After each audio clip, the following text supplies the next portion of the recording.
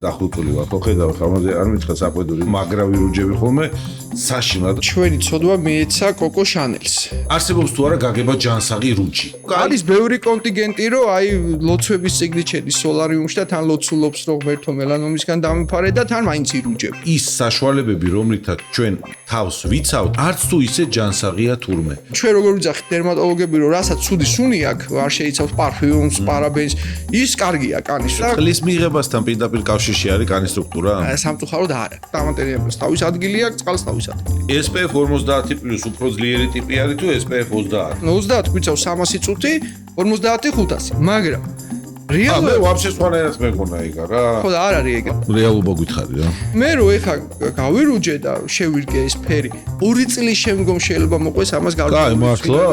დაახლოებით 100-ჯერ უფრო ნეგატიურ გავლენას ახდენს. აღარ ვიცი. რაც შეეხება ხალს, აი რა არის ის პირველი მაგალითად 3 სიმპტომი, როდესაც ჩვენ განგაში უნდა ავტეხოთ. 30 წლის მერე თუ გაჩნდა, მithumetes ყურადღება დაუპატიჟებელი სტუმარი არის. 30 წლის მერე განსაკუთრებით უნდა მივხვდეთ ყურადღება. პოდკასტი შენი სტუმრობით გამდიდრდა.